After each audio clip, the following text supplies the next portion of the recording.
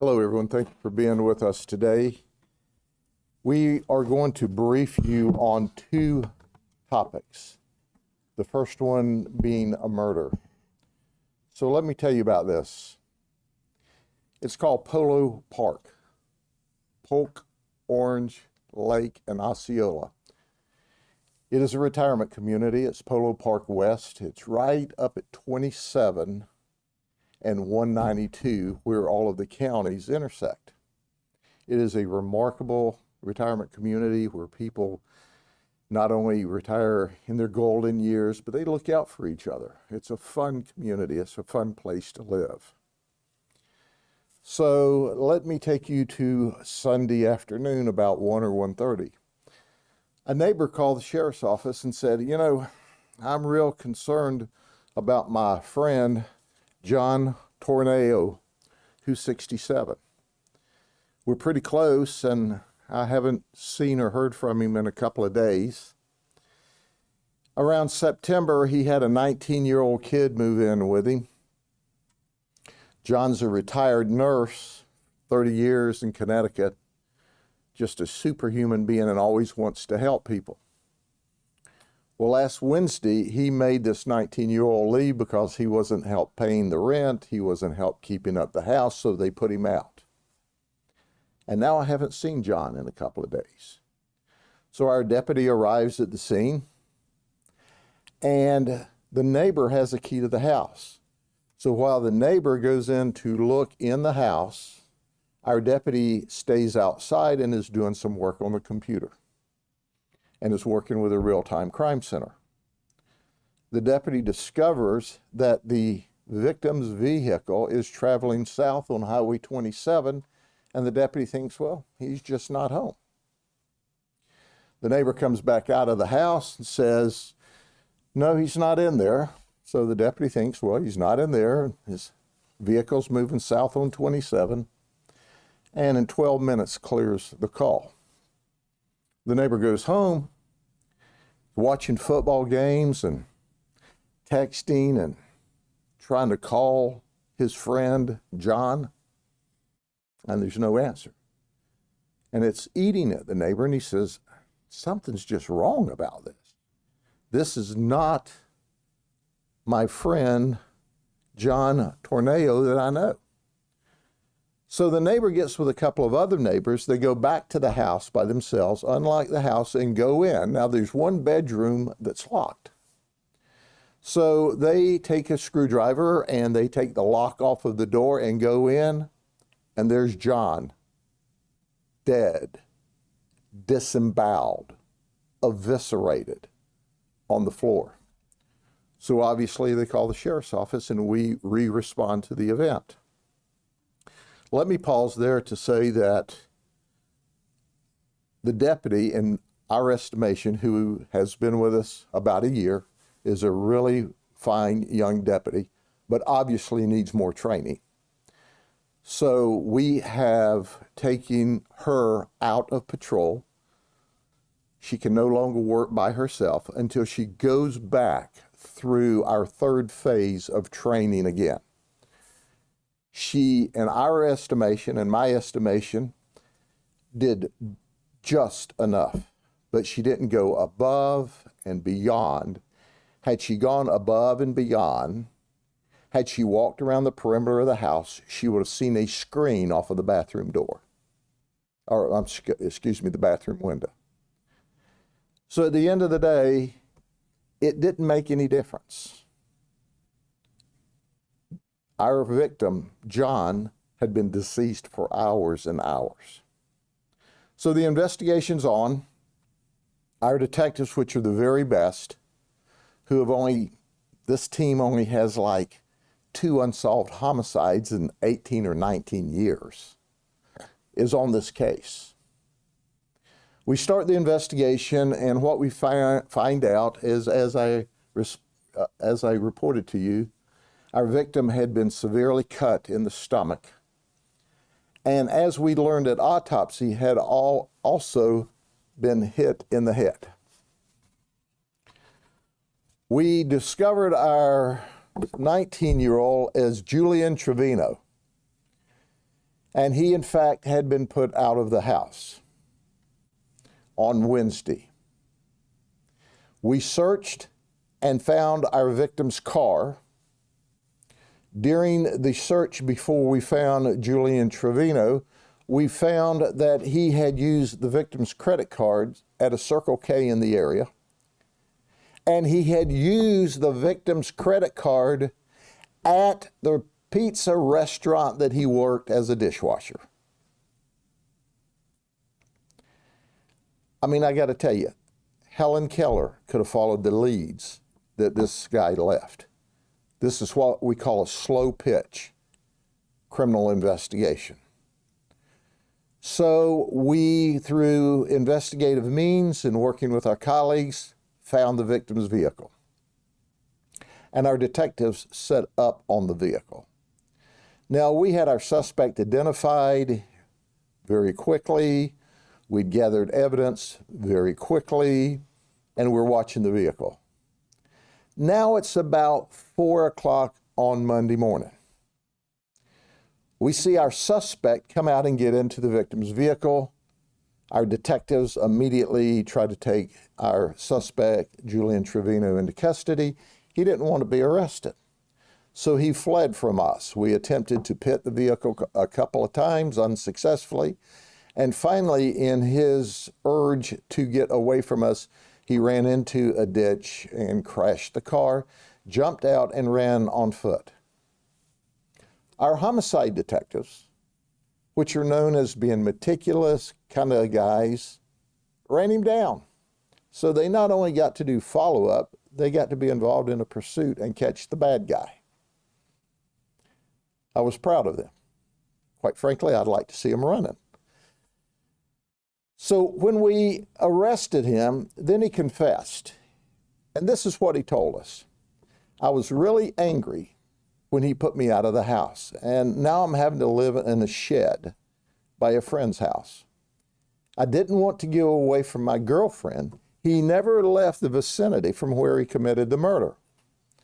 So about 3 to 4 o'clock on Sunday morning, he goes back to John's house and he breaks in. He breaks in to the bathroom window and hides in a closet. When he hears our victim, John, settle in for the night, then he goes to stealing cash, credit cards. And what happens then? Our victim wakes up. He sees Julian. He understands who he is because he's lived with him since about September. And our victim confronts Julian and says, "You're not supposed to be here." At that point in time, our suspect told us, "I shoved John down on the bed and ran to the kitchen and retrieved a knife, a butcher knife. I ran back to the bedroom and I stabbed him and I cut him." He eviscerated him. And then he took a wine bottle. John keeps a wine cooler in his bedroom. Menage a Trois was the wine. You can buy it for $7.49. And beat him in the head with it to make sure he was dead. Then he took the wine bottle and the knife, left the neighborhood. He had to walk across the street between some mobile homes. It's still dark in the 4 o'clock Sunday morning era, and threw the knife and the wine bottle into the creek. He told us he did that, and we were able to go back and recover both of them. Then he left in the victim's vehicle and was driving around, using his credit cards, spending his cash when we arrested him.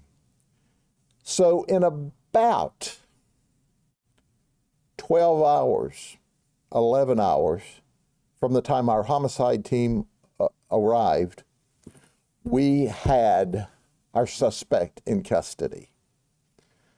But it's important to understand that sometimes when you're nice to evil people, they kill you. Here's what's difficult about this to understand. John thought he was a kid needing a home, that he was homeless. Julian Trevino did not have a criminal record. John, who was a retired nurse and had helped so many people along life's way and was a great neighbor, did not have a criminal record. And this all started because another neighbor was going to John's house to provide holiday goodies and help celebrate the Christmas season. It's sad. It's real sad. But we have him in custody. We have evidence, mountains of evidence, and now we are wrapping up the investigation, whereupon we will make sure that Julian, at a minimum, spends the rest of his life in prison. I could argue with the heinousness and the violence and the fact that he broke in. It was a home invasion, burglary, robbery, that he shoved him down, ran to the kitchen and ran back and stabbed him, eviscerated him, disemboweled him, beat him in the head with a cheap wine bottle. That maybe the state attorney will decide that this should be a capital murder, but that's the state attorney's decision, and we'll fully support that. Our state attorney's office, Brian Haas and his team, are simply the very best. Are there any questions about this event? Sheriff, first of all, what was the original reason that, first of all, how these two met? Second of all, is just, given he's a nurse, did he just feel sorry for this kid, say, hey, come live with me? John had a history of helping those less fortunate. John had a history of wanting to provide and make a positive difference. I think it's from his experience of 30 years as a nurse helping people. Now, how he met our suspect specifically, that's still under investigation. Obviously, our victim, John, can't talk to us. And we will tie those loose ends up. But our homicide team had him in custody, my goodness, in 11, 12 hours after they got involved in the investigation. And look, this is what we call, as I said before, I mean, it's, you know, it's a T-ball homicide. It's set up, you knock it over the park, it's, you know, there's all the evidence, there's the confession, you know, and you ask the suspect, I mean, he didn't leave the area. So they asked him, you stayed right here in the guy's car that you murdered. He said, well, I didn't want to get far away from my girlfriend. Well, he's far away from her now. She lives up in the northeast part of the county, and he's an hour away at the South County Jail, and he's going to get further away upon his conviction. He's going to the other end of the state for at least the rest of his life at best. There's no reason for it. It's just vicious and violent and should have never occurred. And it happened to a man who tried to help him, and he wouldn't help himself. So finally, John put him out of the house. I understand he doesn't have any significant criminal history, or maybe any criminal history. Have you been able to find anything in his background that suggests this type of outburst or behavioral issues at school or what have you? Right. That will be the follow-up investigation, as you well understand. We just found the knife this morning. We've actually found the wine bottle, and we found the suspect's shoes. So we asked the suspect, why did you throw your shoes into the creek along with the wine bottle and the knife? He said, well, that's the only blood I got on me that I could tell was my shoes, so I threw them away too. And this was in the dark of night, and then he was out of the community. But I applaud the neighbor who said, look, I'm friends with John. He's a super nice guy. This is way out of the normal zone, and he kept digging in. until we got to where we needed to be with this investigation. John, have any family next to kin you've been able to find? We're working on that now. He's from Connecticut. That's where he spent 30 years. And I think my folks are working on some next of kin now.